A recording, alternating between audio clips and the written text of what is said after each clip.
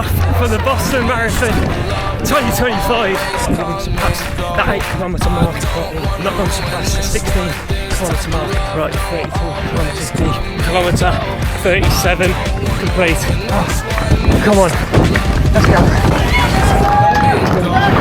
Yes, come on! Yes! Come on! Alex. Number 861, he looks very pleased with himself as he makes his way into the runners' village. Oh my god! Now before I show you how my race went, let me just quickly introduce myself for anybody who doesn't actually know me. My name is Alex, I'm 21 years of age, and I'd probably say for the last 2 years running has well and truly been my only personality trait. In the first quarter of 2024 I ran my first official marathon, being the Manchester Marathon, and ended up finishing with a time of 3 hours 46 minutes and 9 seconds. Yes! Come on! Come on! And despite being in a lot of pain afterwards, I knew full well I was going to sign up for another marathon. So fast forward 8 months and I ran the Malaga Marathon 2024 with a finishing time of 3 hours 26 minutes and 32 seconds. Yes! Come on!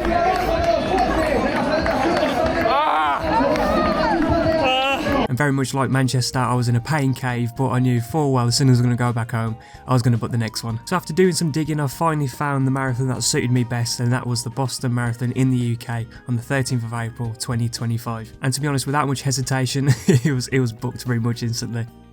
Marathon number 3 is officially booked. Boston on the 13th of April 2025. So with this marathon being booked just 2 weeks after the Malaga Marathon, I knew it was time to get back to work, as I only had 3.5 months to prepare for this one, which is the least amount of time I've had to prepare for any marathon. Which was a little bit daunting, I won't lie, because for Manchester I trained for 9 months technically, then Malaga was technically 7 months, and this one was only 3.5 months, so yeah, a decent chunk of time less than the previous marathons. But as it was booked, or as soon as it was booked, I jumped straight onto Google Sheets and decided to write out my next 14 weeks. And I prefer to write it on Google Sheets, to be honest, because it gives me that flexibility just in case if something in life comes in the way, or is in the way, or if I don't really recover properly from a previous workout, I can just chop and change. I can just write out my workouts accordingly just to make sure that I'm not overtraining, undertraining, that sort of thing. So yeah, with this 14-week plan, I decided to really up the ante from my own personal point of view. I decided to add 1 more day of running a week. So I used to run 4 days a week, but in this training plan I was running 5 days a week. I added in some pretty daunting workouts, which I remember at the time I was just absolutely bricking them. So with the extra day added in, I peaked at 86.5 kilometres, which I just honestly cannot believe I managed to do that. I divided the total kilometres covered in the training plan divided by the amount of weeks, so that was 14 weeks, and it roughly comes out to 77 kilometres average per week, which, I mean, like I always say, it's pretty cliche. I'll say it after every single marathon that I ran.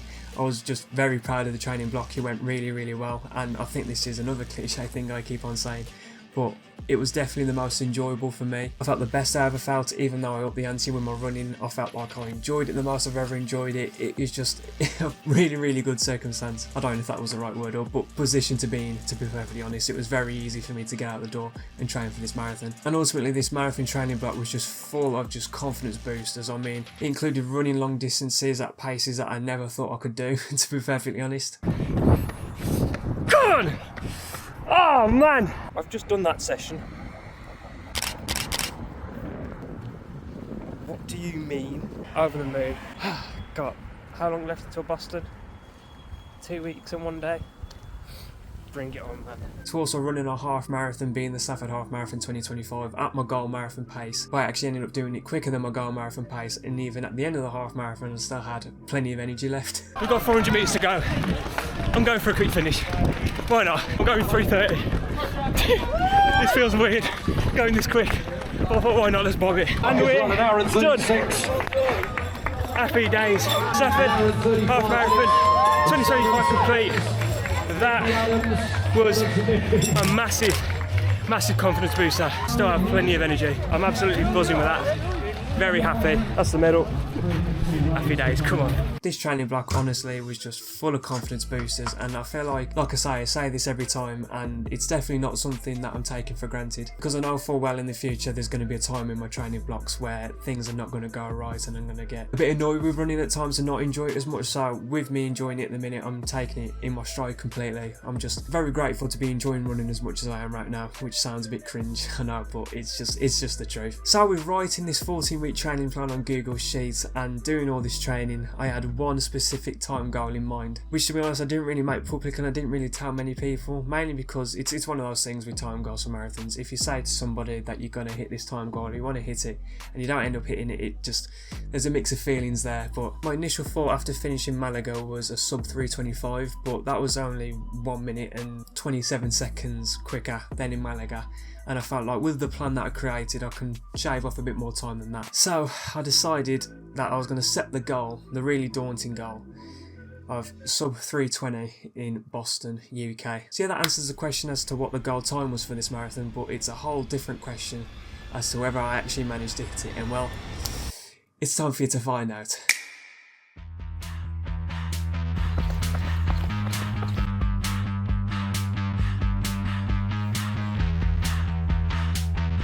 In 24 hours.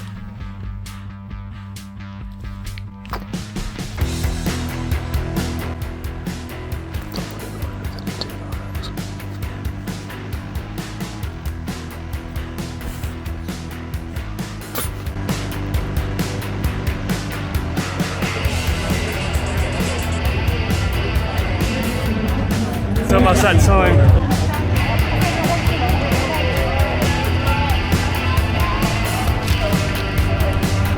And we're off for the Boston Marathon 2025.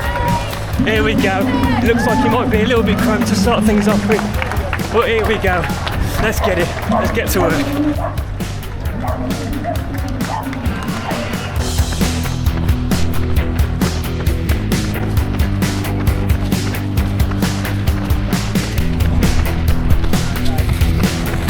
Yes, everybody, I've not long surpassed that 8-kilometre mark in just over, or just under actually, 38 minutes. I'm on 8.3k now. Everything is going really, really well at the minute, as I'd hope so.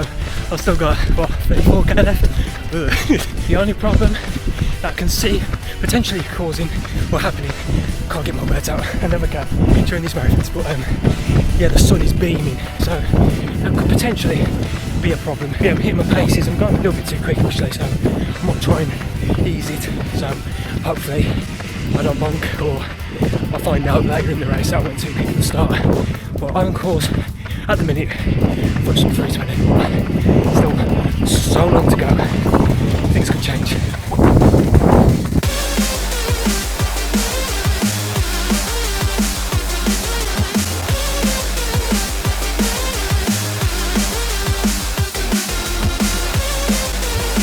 Not long surpassed the 16-kilometre mark. Still feeling great at the minute. I know in Malaga I could now keep feeling my legs at this point. I've been quite achy, but they're still feeling really fresh. Still feeling very good. I'm going to make sure that I'm sensible about the approach, so not going way too quick. And to be fair, I don't think I am necessarily doing that at the minute.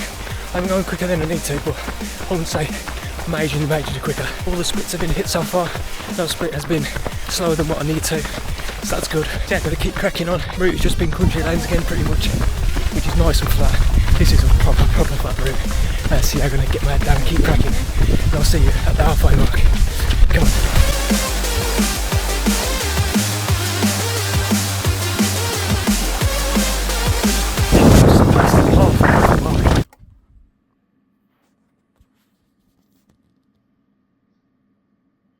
So as you can probably tell, the wind decided to pick up at this point during the marathon, to the point where you can't make out what I'm saying, which does actually influence the flow of this video a little bit, which is very frustrating, but we'll make it work. So yeah, for this check-in and the next check-in, which is at 26 kilometers, you can't hear a single word what I'm saying because of the wind. Let me just give you a little bit of a debrief as to what I was covering in these check-ins. So yeah, this check-in is actually the half marathon stage, the 13.1 mile stage, whatever you want to call it. We are officially halfway through the marathon, and yes, at this point I was still feeling very good. I did mention that how I was feeling at this point was even better than I was feeling at Malaga, even though I'm going quicker, which actually blew my mind a little bit on the course, I won't lie. And I do remember roughly 3 kilometers before this check-in were probably the hardest kilometers of the marathon itself, just because it was the first time I started to run against wind. And in my opinion, to be fair, that was probably the hardest thing about the whole day in general, because a lot of the second half I was running against the wind. The sun, as you can probably tell, did actually go in, so that wasn't really a major issue throughout the whole marathon, but but I'd probably say just before the second half and continuously all the way up to the end, there was a pretty heavy wind. But yeah, aside from that, the spirits were high. I was feeling very, very good. I was 3 kilometers away from taking my third gel. I was taking one every 8k, so 18k, 16k, 24k, 32k, and then 40k maybe, depending on how I was feeling. And at this stage I was still going quicker than I needed to, still quicker than my goal marathon pace, but I was still feeling good, so I decided just to stick at it, not go any quicker, despite the fact that my legs are still feeling fresh and I'm still feeling very good. I'm going to try and maintain the pace that I've set myself, and then decide at 32k whether I'm going to go quicker or whether I'm going to maintain, or try and maintain this pace all the way up until the end. And at this current moment in time, I was still set for a sub 3 hour 20 marathon. Now I won't lie, I did actually do a 26 kilometer check-in, but I've just looked at the audio footage and there's literally zero chance you can hear anything, so yeah, gotta just skip to the 32 kilometer check-in, and yeah, apologies. Right, 32 kilometers deep, 2 hours, 29 minutes, 13 seconds. This is where the marathon starts. I'd say the fatigue is definitely starting to settle in a bit more. I have just had a bit of a run tie out of nowhere, so that sort of masked it up. See, I think my plan is, I think I might continue at this pace, and then maybe like the last 5k speed it up. I just don't want to hit the wall or go too quick, so still hitting all the paces. I've tried to be sensible and really try and get to as close to marathon pace as possible. So I'm going to continue doing that and hopefully speed it up at the end. So yeah, 10k left. How many times have we done 10k runs on these trainings? Let's get this last 10k in the bag. Come on!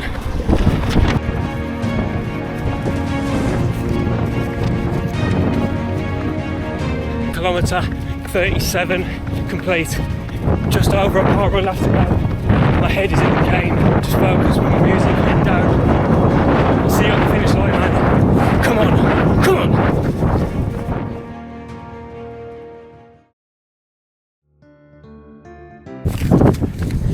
.2 kilometres left, 41 kilometres deep. My legs are finished. Oh my god. Come on, let's go. Come on. Oh. I try to be everything that I can, but sometimes I come out as being nothing. What we do for marathon training, and it's only week 2. I pray to God that He make me a better man. Maybe one day I'ma stand for something. We don't stop. We don't stop. I guess I ain't go through all that hell for nothing. Come on. There has been a slight reduction in overall confidence, I won't lie, but I'm going to stick with it, and I think I am going to get sub 320. Oh my god! Ah!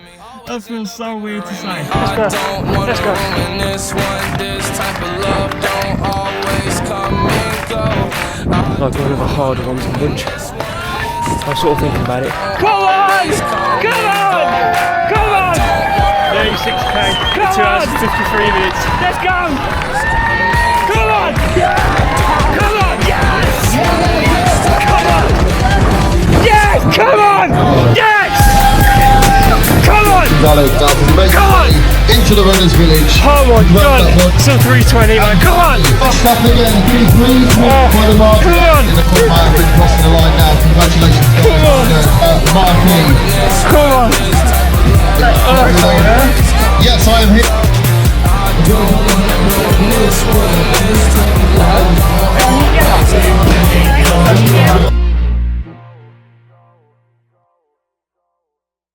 Oh man, so yeah, I managed to do it. I managed to get my A goal, which was sub 3 hours 20, and yeah, somehow managing to do much better than that with a time of 3 hours 17 minutes and 35 seconds, which honestly, 6 days on from completing the marathon, it's actually the 19th of April 2025 as I'm recording this. It still hasn't sunk in, to be perfectly honest. And the past few days I've actually been reflecting on this marathon itself in terms of like my performance and just everything off the back of the marathon. And I feel like this is going to be very cliche. I feel like this video is full of just cliche statements, to be perfectly honest. But I think this marathon is probably the proudest marathon out of the 3 that I've ran. And that's not just because it's the quickest. I'm just thinking about the benefits that completing this marathon has given me and will give me moving forward to when I move on to my next marathon. And just a quick breakdown of them, I suppose, was as this marathon was quite low in terms of popularity in comparison to Manchester and Malaga. I think there was around 2,000 people in total. That's what it was advertised as, or there was a news article about it, but I'm not entirely sure how many people finished. But with that low popularity, that means that there's less support, and I definitely felt that around the course. There wasn't really that much support. Probably the most support was at the start and towards the end, and there was a few people here and there, but there wasn't a fat lot. And the fact that I completed the marathon with a new PB in the way that I did, and there wasn't that much support, that just makes me really proud for some reason. I know that might come across a bit weird and probably a bit cringe. Just because I saw something on Reddit, to be fair, and people say, like, when you do these small races, you don't rely on the crowds. Like, a lot of the time I was relying on the crowd for Manchester, just because it was just ram-packed of crowds, and Malaga was pretty good for crowds as well. But yeah, for this Boston one, there wasn't that many, so a lot of the time it's just you against you. It's you in your own mind, battling whether you want to keep going or not. And there was not one stage during that marathon where I was like, you know what, nah, forget it, I'm just going to stop, I'm just going to walk. My mind was just constantly just thinking about crossing that finish line, and this was just like fully focused on getting that sub 320, getting to the finish line as quick as I possibly can, giving everything I can. And yeah, very proud of that. Yeah, another thing I was really proud of was the fact that I managed to get prepped, train for this marathon and get prepared in 3.5 months, which is, it sounds a bit weird to be honest, because I know that's a very long time, but for Manchester I had 9 months, Malaga I had 7 months, and then having only 3.5 months for this one, it was, yeah, it's like I wasn't really used to having like such little time. I mean, I say it's such little time, 3.5 months is still plenty, but I'm used to so much time in preparation. But like, I felt like 3.5 months, like I managed to really get myself feeling good physically and mentally. But yeah, when it got to race week, I was like, what? It's already race week. Like, I only feel like I've just got going. I mean, like yeah, when you put it into like the context of Malaga, I'd only technically be halfway through the training block, so I'd still have another 14 weeks left. But yeah, the fact I did it in that time frame, I was really proud with. And just, I think the biggest thing, which is going to sound really cringe, but I don't care, I'm just going to say it, was going into this marathon, because of all the confidence boosters and how good I was feeling in my training. This was the first time ever that I've said to myself, I'm going to achieve the goal time that I've set. And that sounds very weird, but yeah, I've never done that before. And the week leading up to the marathon, I was like, you know what, I'm going to get sub 320. I think I was going to get it on the scruff of my teeth, or the skin of my teeth, whatever the saying is. It's definitely not the scruff of the teeth. I didn't think I'd do as well as I did. I think I predicted 13:29. What? Definitely didn't predict 13:29. I think I predicted 3 hours 19 minutes and 29 seconds.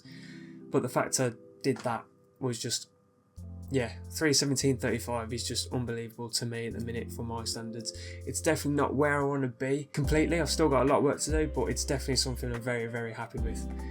Just under a 9-minute PB from Malaga in just under, just 3.5 months, which, yeah, very proud of, to be perfectly honest. I hope this isn't coming across as big-headed and, oh, look at me. I hope that isn't coming across that way, because I'm not that type of person. I'm just, yeah, I'm very proud, and I just want to show it just because anyone can do it. This just shows anybody could do it. I ran a 4.5 hour marathon as a training marathon in the lead up to the Manchester Marathon.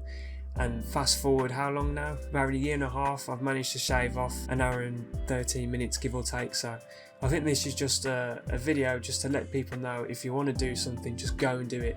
And all you got to do is I'm bottling it. I'm bottling under pressure. All you got to do is put in that work, and you'll get what you want. With hard work, results are inevitable. So that's sort of like the mindset I've been really getting myself into whilst I've been training. So yeah, I think that's it in terms of discussing how the race went for me. And as you can tell, I'm in different clothes. The camera decided to die yesterday, so makes things a little bit more hard. Yeah, I feel like this video is a bit all over the place in some segments, but yeah, I think that's it really in terms of just how it went for me. I think I'm very happy with it. There's plenty of benefits that will come off the back of this marathon, and I'm glad that has been the case for all marathons, and it continues to be the case for this one.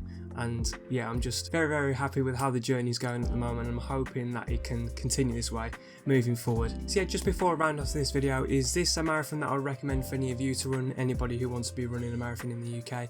I think there's a couple of things to consider. So if you're looking for a flat marathon, this is absolutely the one that you can definitely choose, just because literally from minute 1 to the end, the route is literally pancake flat. I think it's almost flatter as well than Valencia, and Valencia is notoriously known for a flat route. But yeah, I think it's like just under 70 meters of elevation throughout the whole marathon, which yeah, across 26.2 miles is literally pancake flat. But yeah, there's a couple of drawbacks with this marathon. So I think just because the actual size of the event isn't that big and it's through country lanes, there isn't that much support, which may or may not affect you. Like I said, there's only really support at the start and towards the end, but pretty much throughout the whole marathon, as soon as you leave the city and go into the country lanes, there isn't really much there. It's very much you against you, and if that's something that you do struggle with and you need a lot of support from the support, then this may be one to avoid in my opinion. But as running is growing more and more nowadays, it's only going to make the marathon more popular, and then in turn that probably might actually boost up the support. But I think that's just one thing to consider. And another thing to consider, as the route is primarily through country roads, the route can sometimes get a little bit boring, just because from my previous experience with my marathons, I did Manchester and Malaga, I was running through and seeing all the landmarks and just exploring the city really. But because this was pretty much through country lanes the whole way through, it sounds weird to describe, but I felt like I wasn't really moving anywhere just because everything looked the same and you didn't really get to see anything new as such, which yeah, again, may or may not affect you. I don't think I'll be personally doing this marathon again, just because it was a little bit boring in terms of not being able to see anything like really interesting. It was just mainly country roads, which was nice, don't get me wrong, but when you're running for 3 hours and 26.2 miles, you want to see something a little bit different. So yeah, those are the things to consider if you are thinking about doing the marathon. But I mean, even though I've listed a few of those drawbacks, I mean, to be fair, those drawbacks are only going to bring benefits for me. I'm very glad that I did this marathon, and yeah, I have no regrets on that side, which is very, very good in my opinion. Or well, I'm just very happy with it, and it's been the case for all the marathons so far, and hopefully it will continue to be the case. And yeah, what's for me now? So in 2 weeks actually, as I'm recording this video, I'm actually running the AJ Bale Great Birmingham Half Marathon. Last year I did the 10k, but I thought I'd give a half marathon a go, and because the next marathon is so far away, the next marathon is Valencia, which is on the 7th of December of this year. I'm going to primarily focus on trying to get a faster half marathon time. So my half marathon PB at the minute is 1 hour 27:38 seconds, so I'm hoping to try and get sub 1:25 before we reach Valencia, or before I start my marathon block, my Valencia marathon block. So yeah, this half marathon in a couple of weeks will sort of just be a stepping stone. No, not a stepping stone, just to see where I am fitness wise, and then just take it from there. And then yeah, I've got a couple of races to try and get that half marathon PB booked. So yeah, that's pretty much it. So yeah, hopefully you enjoyed this video. Thank you again for all the support, and hopefully you have made it far. So yeah, I'll catch you in the next one, which with my uploading schedule, I don't know. We'll see how it goes. So yeah, thank you for tuning in, and I'll see you very shortly, maybe, I don't know. Happy days, get in there.